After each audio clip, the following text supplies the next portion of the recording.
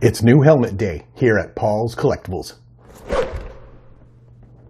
Let's get into this.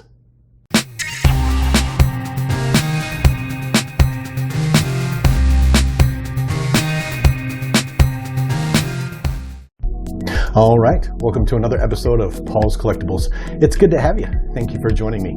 Today, I'm really excited because I get to concentrate on what is my main jam here on Paul's Collectibles, full-size Star Wars helmets. This time, the Black Series Hasbro Bo-Katan helmet. Now, this one is awesome, and I'm excited to get it because obviously, Bo-Katan is a great character. She was a lot of fun in the Mandalorian series. She's played by one of my favorite actresses, Katie Sackhoff. I love some of her other work in Longmire and Battlestar Galactica, and she just knocked it out of the park with the Bo-Katan character in this season of The Mandalorian that we just recently got. Also, this is an interesting and fun helmet because it's a new sculpt that we've gotten, and we haven't gotten a new sculpt in quite a while. They've been really making use of that Boba Fett sculpt lately, so it's nice to see something new coming off the line, and I'm anxious to get inside and see what it looks like. Now, this one came from a Big Bad Toy Store, and I also got another one from Dorkside Toys because I ordered from both places, and they actually got them here at the exact same time, so I have a second one to mess around with. And the prices on these Black Series helmets are starting to go up a little bit. I'm not sure if it's because this one has the extra rangefinder or what, but this one, it was $125 plus shipping and handling, whereas you used to be able to get them for around $80 to $100. So we'll see if that's going to be a continuing trend. But without any further ado, let's get it open, take a look at it, and see what I'll be adding to my Star Wars full-size helmet collection today. Okay, so as you can see, they're still using that five-sided box with the cube and then the one angle over here. It's got the picture of Bo-Katan's helmet on that side, and this side with some specifications, and then on this side another picture with the rangefinder down, and then over here pretty much the same thing, and then on the inset it's got that classic Black Series look. Let's get it open.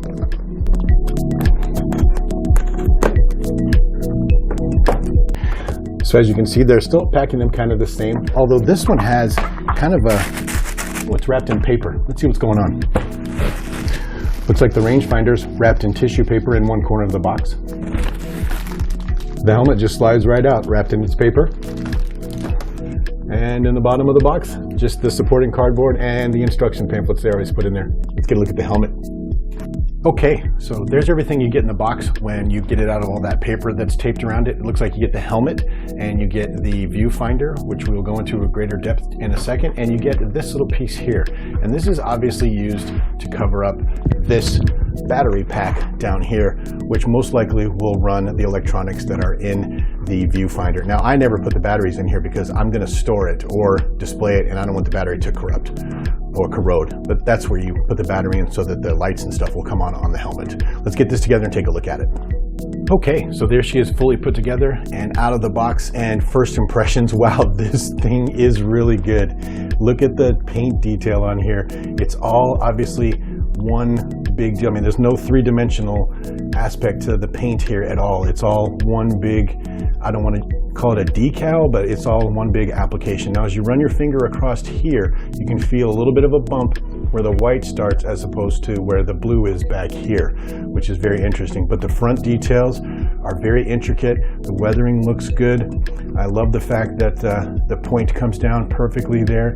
As you can see, there's a little bit of weathering on the top. Looks very screen accurate. As we come around, there's the claw set we see go across her helmet that we've seen in the live action. As you come around even further, it's kind of a matte finish. There's just a very, very small amount of reflectivity to it, so that's really good.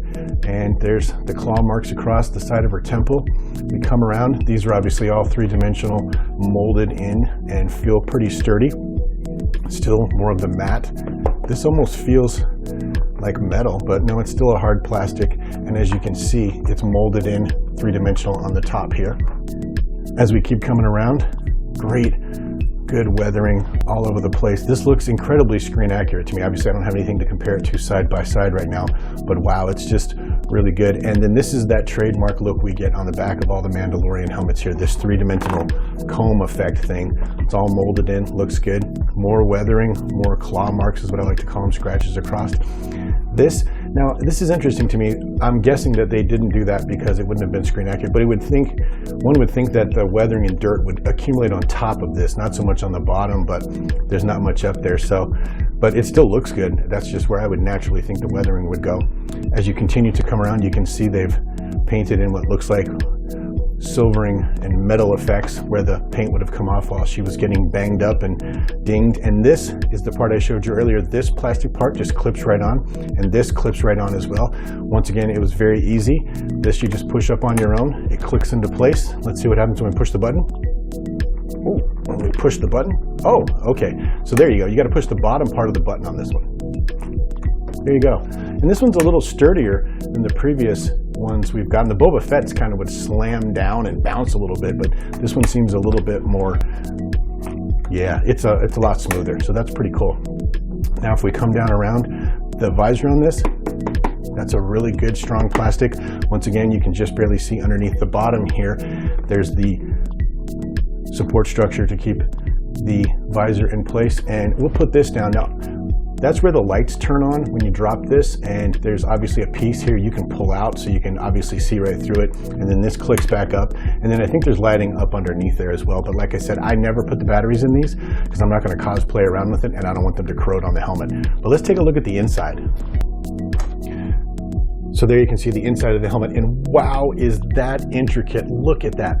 So you've got the standard head rig with the strapping and the adjustable sizing, and then there's all the fake electronics that they always put in there, and then the pads on this are like a burgundy-ish, like reddish color, almost like a darkish, almost like leather. Isn't that cool? Get the light in the frame there. But that is awesome. But there you have it. There's a quick look at the Bo-Katan Black Series Hasbro helmet, and I am incredibly impressed. This is a good, sturdy plastic.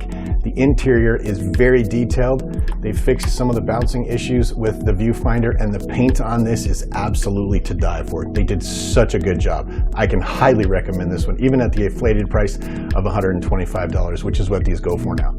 But with that, if you're a member of my channel, thank you so much. I appreciate the support. If you're a subscriber, thank you as well. And if you're neither, maybe think about doing one of those for me. But with that, I'll see you on the next video.